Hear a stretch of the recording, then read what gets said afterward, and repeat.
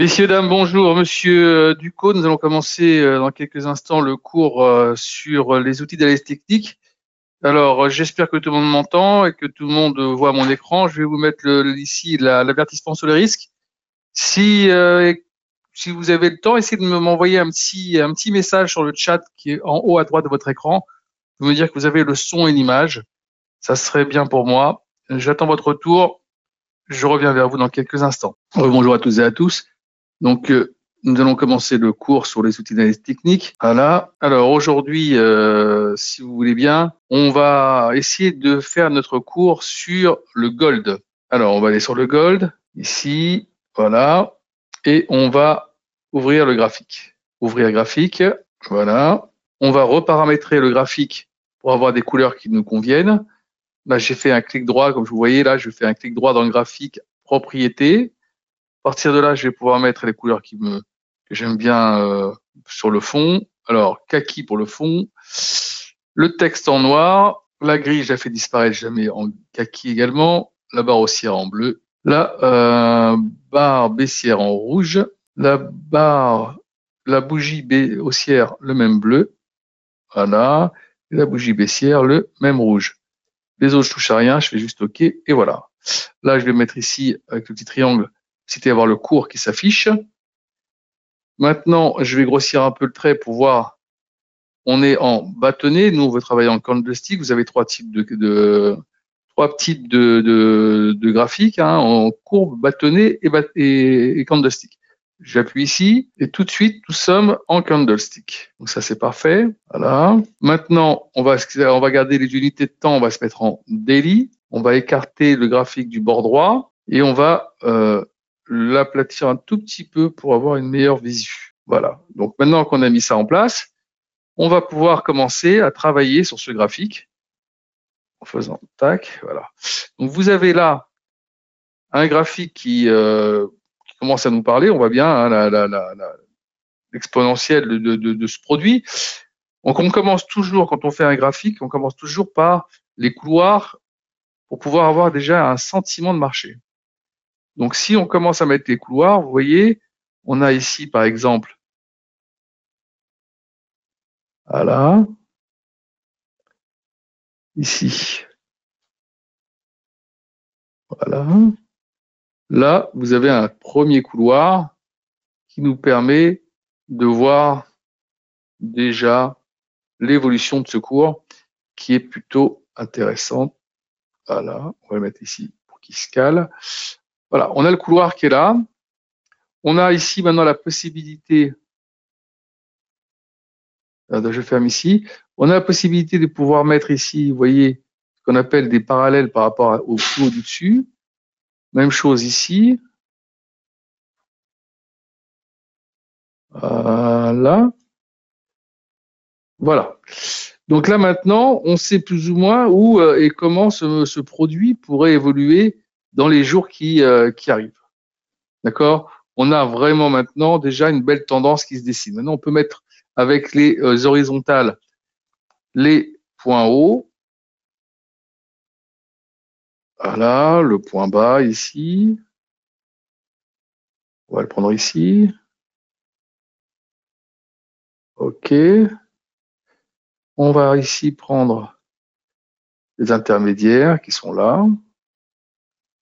Voilà. Alors, je ne vais pas tous les mettre, parce que vous verrez tout à l'heure qu'avec Fibonacci, vous avez la possibilité, évidemment, de les rattraper avec Fibonacci. Vous allez voir, regardez un peu comment c'est magique ici. Le support qui est là, aux alentours des 2865, est très important. Donc, on a vraiment un graphique ici qui commence déjà à nous parler. D'accord? Ça, c'est quand même pas mal. Et là, ici, vous avez la possibilité aussi de mettre ce qu'on appelle une oblique. Voilà. En mettant ici l'oblique, vous allez avoir, voilà, vous voyez, 1, 2, 3. Vous avez ici tous les points. Je vais les grossir, comme ça, vous le verrez peut-être un petit peu mieux. Voilà. Voilà. Là, déjà, vous avez déjà un petit peu plus de visu. Alors, évidemment, ce point, j'aurais pu le tirer jusque-là, voilà. Et donc, vous voyez que là, on est vraiment venu taper sur ces points-là. Et là, ça reste un support. Donc là, ça va devenir un gros support hein, ici. Hein.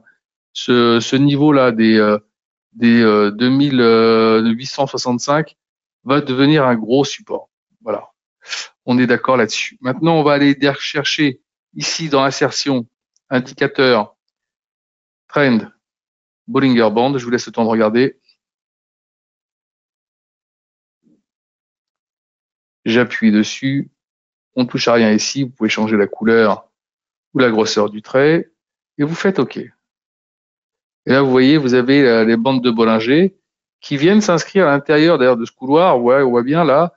Et vous voyez un peu là ici ce petit resserrement ici, c'est le fait qu'on reste dans une bande assez étroite. Et donc, qui dit bande étroite, ben dit baisse de la volatilité sur ce produit. Donc, on est vraiment en train de voyager depuis maintenant quasiment un mois entre le point haut à 2950, 2960, on va dire, 54, hein, et ici, ce point ici, aux alentours des 2865, 70. Donc, c'est ce qu'on fait déjà depuis quasiment un mois. C'est pour ça que on voit bien maintenant ici cette, on va dire, cette volatilité qui se réduit assez, c'est assez flagrant sur le graphique. Maintenant qu'on a fait ça, on va aller, alors c'est quoi les bandes de Bollinger? Je ne vous ai pas expliqué, excusez-moi. Ici, c'est une moyenne mobile de 20 jours sur laquelle on calcule des écarts types. Et par rapport à ça, on essaie de deviner comment les cours pourraient s'éloigner de cette moyenne mobile, soit vers le haut, soit vers le bas, auquel cas, normalement, quand on va toucher le haut de la bande de Bollinger ou qu'on s'en rapproche, hein, et ben on a des changements qui nous ramènent dans le sens inverse. Et là, pour l'instant, on a tapé, on descend, on retape, on descend, on essaie de revenir, on redescend, on essaie de revenir, on redescend. Vous voyez, et là maintenant, on a une petite tendance à aller chercher maintenant le point bas de la bande de Bollinger. D'accord? Alors, est-ce qu'on ira le titiller ou pas? Ça sera la question. On verra ça dans les jours qui viennent. Moi, je préférais que ça reste solide sur cette oblique pour qu'on puisse repartir de l'avant. Mais bon, on verra par la suite ce qui se passera. Bon, maintenant qu'on a mis ça en place, on peut commencer à aller chercher dans insertion, indicateur, et on va chercher dans oscillateur, maintenant, les RSI, Relative Strain Index. Je clique dessus, je ne touche à rien ici, là encore la couleur ou la grosseur du trait, vous faites OK. Là maintenant, on va baisser un peu pour pas que ça prenne trop de place, parce qu'il y en a d'autres indicateurs qui arrivent. Et là, vous voyez, ici, c'est quoi cette courbe qui est dessinée? C'est un rapport entre les moyennes des hausses et les moyennes des baisses des 14 derniers jours, qui vous donne ce petit graphique, et qui va aussi entre 0 et 100. Donc, quand on est proche des 70 ou au-dessus, marché en surachat. Quand on est proche des 30 ou en dessous, marché en survente. Et là, comme vous avez vu, on va prendre ici, voilà. Récemment, on était ici à 72, ça a lâché ici. Là, et on est redescendu. Mais on a déjà vu un petit peu plus haut récemment, et c'est ici qu'on peut le mettre. Voilà, on a été jusqu'à 81 récemment aussi. Donc, mais la plupart du temps, si on revient un petit peu plus en arrière, on s'aperçoit quand même que ce niveau-là des 72-73, ben, on a du mal à le dépasser parce que depuis octobre 2025, la seule fois où on l'a dépassé, c'était là. Hein, c'était en janvier. Donc, maintenant, on peut faire un peu l'identique pour la descente. Et là, vous voyez ici, vous avez un support ici aux alentours des 37 où on n'a pas été le chercher depuis un petit moment. Hein. Et en dessous, en point bas, on a ce point-là, aux alentours de 26. Donc, comme vous voyez, c'est quand même sur la durée, c'est quand même assez rare ces derniers mois d'aller chercher. Donc, évidemment, si on voit ici, si on regarde un peu ce qui se passe là, vous voyez, on est plus, ouais, voilà. On est sur ces points-là, là, et là, ici, si ça casse, hop, tout de suite, l'objectif derrière, ça sera d'aller chercher le point du dessous, et après du dessous. Donc voilà, vous avez mis un peu les résistances et les supports, même sur les RSI, ça vous permet un petit peu d'anticiper pour voir s'il y a vraiment une force plus importante sur l'achat ou sur la vente quand les marchés commencent à prendre un petit peu, on va dire, d'élan et qui commencent à bouger vraiment. Donc là, on a mis les RSI, on va aller chercher les indicateurs sur oscillateur, MACD, voilà, je vous laisse encore le temps de regarder. j'appuie sur MACD, j'appuie ici, et voilà, j'ai des MACD qui viennent s'inscrire sur l'écran. Qu'est-ce que c'est que les MACD? Les MACD, ce sont des moyennes mobiles exponentielles, ok, de 12 et 26 jours, qui vont vous donner la possibilité d'avoir, on va dire, une lecture un peu plus fine que des moyennes mobiles classiques. D'accord? Donc, je vous explique. Vous avez les MACD ici en bleu et un signal. Quand on est au-dessus du signal, marché haussier.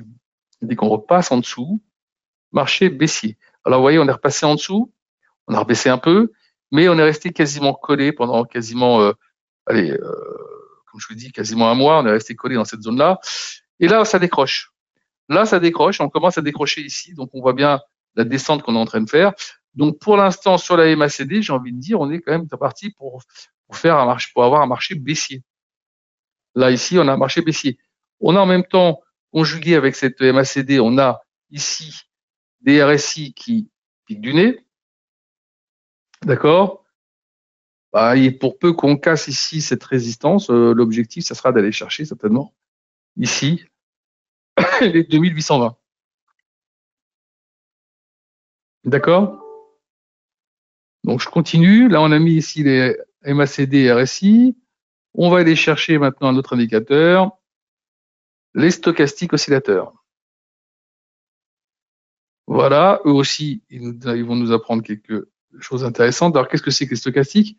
À la base, c'est un produit qui a été fait pour la répartition du hasard, et c'est George Lane qui l'a utilisé sur IBM et qui l'a trouvé satisfaisant. Et depuis, une grande partie de la communauté des traders l'utilise pour analyser leurs graphiques. Alors, un peu comme les MACD, vous avez ici en rouge un signal et au-dessus, en vert, la stochastique.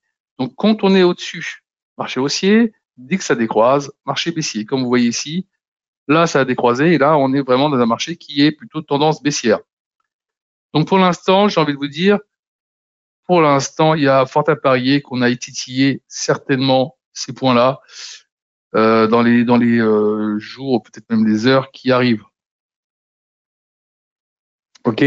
Donc, maintenant qu'on a mis ça, tout à l'heure, je vous ai parlé des retracements Fibonacci. Je vais essayer de vous les montrer. Voilà.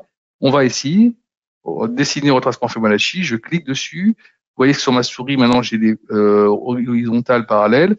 Je prends le départ du trend qu'on a eu ici. Je vais chercher jusqu'au point haut. Voilà. Et vous allez vous apercevoir maintenant que quasiment tout ce qu'on a dessiné ici, ben, on n'a plus besoin de ce trait rouge. On n'a plus besoin ici de ce trait rouge. On n'a plus besoin de ce trait rouge. Et évidemment, on n'a plus besoin de ce trait rouge. Donc, Fibo, en fin de compte, vous a donné tous les supports et résistances que nous avions besoin. Donc, si vous savez utiliser Fibo de façon intéressante, vous allez avoir tous les retracements et tous les supports que vous avez besoin sur le graphique. Est-ce qu'il y a des questions? Pour l'instant, non. Donc, je continue. Je mets maintenant, on va agrandir. Tout à l'heure, je vous ai parlé des moyennes mobiles. OK, donc on va maintenant utiliser les moyennes mobiles classiques. Donc, on va dans insertion, indicateur. En fait, il y en a trois qu'il faut mettre en évidence. Je vais les montrer tout de suite. Première, la 200 jours. On va garder le jaune comme ça, vous voyez. La 200 jours, elle est quand même assez loin puisqu'elle se trouve aux alentours des 2630, 35. Donc, voilà. Ici, indicateur, trend, moving average. On va aller chercher là 100 jours. Évidemment, on va les changer de couleur. On va lui mettre un petit bleu comme ça. À quoi? OK. Et là, vous voyez, la 100 jours, elle est assez basse et elle se retrouve quasiment sur le retracement Fibo 61,8 aux alentours des 2720. Donc, également celui-ci, il y a un petit moment qu'on n'a pas venu titiller. Vous voyez, depuis qu'on a eu cette frénésie de hausse, on l'a laissé loin derrière nous. On va aller chercher maintenant le dernier, ici, insertion, trend, moving average. On va aller chercher le 50 jours. 50 jours, voilà. On l'a ici. 50 jours, le voilà, il est là, en rouge. Ici, juste un petit peu en dessous. Donc, si on regarde bien, on est quasiment à côté du retracement Fibo des 38%, entre 38 et 50. Donc voilà, il va falloir voir si oui ou non on va venir retitiller un petit peu ce graphique au niveau, enfin cette moyenne mobile. Pour l'instant, on voit bien avec ce qu'on a mis en place. Alors peut-être que je vais changer de couleur au niveau de cette oblique, parce que peut-être que c'est pas aussi évident de le percevoir sur l'écran. Je vais dû mettre une couleur un petit peu différente. Peut-être ceci, ça devrait du vert, ça devrait être allé. Voilà. Donc comme je vous ai dit tout à l'heure, on a ici notre trend en bleu, d'accord, dans lequel on évolue depuis un petit moment. On a ici une oblique en forme de support. On voit qu'on est venu taper plusieurs fois ici et on vient s'arrêter ici, d'accord. Donc c'est plutôt intéressant. On est en même temps sur un retracement Fibo 23,6, donc ça tient bien. Donc si on venait à casser ce point, c'est-à-dire les 2870-65, il y aura fort à parier qu'on aura une accélération, surtout si on casse cette oblique, on aura une accélération baissière qui va nous ramener aux alentours du 2819. Donc surveillez ça, ça peut être intéressant à travailler. Donc je ne sais pas si vous avez vu un petit peu l'agitation qu'il y a sur les marchés, notamment sur les indices. Aujourd'hui, il y a eu 2 ou 3 choses qui sont tombées. Alors primo, le chômage américain qui est au niveau des inscriptions qui était en hausse. L'indice PCE qui est un indice de l'inflation des ménages en hausse. OK. Donc on a regardé les taux d'intérêt à 10 ans sont passés de 4,24 ces derniers jours à 4,30 tout à l'heure. Donc il y a une petite tension. D'ailleurs, on peut le voir, je pense, sur l'euro-dollar. L'euro-dollar, on était ce matin aux alentours des 4,80, on est à 4,14. Donc on voit bien quand même que la tension est assez palpable. De plus, Nvidia a un peu déçu malgré les résultats qu'elle a présentés. Les perspectives sont en dessous des attentes des marchés. D'accord, ils s'attendent à 43 milliards pour le premier trimestre 2025, alors que c'était anticipé à 48. Et donc sur pas mal de choses comme ça, ils sont un petit peu en ralentissement par rapport aux prévisions des experts. Ça reste super honorable, mais ça veut dire aussi que peut-être qu'ils sont en train d'avoir cette petite phase descendante qui laisse peut-être présager un ralentissement de Nvidia, et ça va se ressentir sur les cours. D'ailleurs, si je regarde Nvidia là tout de suite, je vous en parle au passage parce que voilà, on est déjà à 126, on était à 131 hier, hein. On est déjà entre 126 et 127. On sent quand même que c'est bouillant. Ça peut aussi expliquer en partie la baisse aujourd'hui sur les marchés. Donc maintenant qu'on a mis ça en place, on a mis quasiment tous les éléments qui nous intéressaient, hein, c'est à savoir RSI, MACD, stochastique, bande de Bollinger, les couloirs, les supports résistance avec Fibonacci, les moyennes mobiles 50, 100 et 200. On va pas rajouter, ça sert à rien d'en rajouter plus. Sinon après, ça va pas être très lisible. Mais déjà comme ça, vous avez pas mal d'informations sur ce graphique qui vous permet déjà de prendre des décisions. Donc pour ceux qui sont arrivés en retard, je vous rappelle que le cours est enregistré, que vous avez la possibilité de le revoir sur la chaîne YouTube Avatrade. Ici, n'oubliez pas d'enregistrer votre graphique, d'accord? Enregistrez ici, vous mettez le nom ici Gold, vous sauvez, et là, vous n'avez plus à le refaire à chaque fois, ça sera impeccable pour vous. Vous aurez votre graphique qui sera ici en mémoire avec un onglet. Et à chaque fois que vous ferez ça sur un graphique, vous aurez tous les onglets qui vont se rajouter. Et quand vous aurez votre PC et que vous aurez votre MetaTrader, vous récupérez vos graphiques. Ça, c'est plutôt intéressant. Bah, écoutez, merci à vous d'être venus et à très bientôt pour les prochains cours.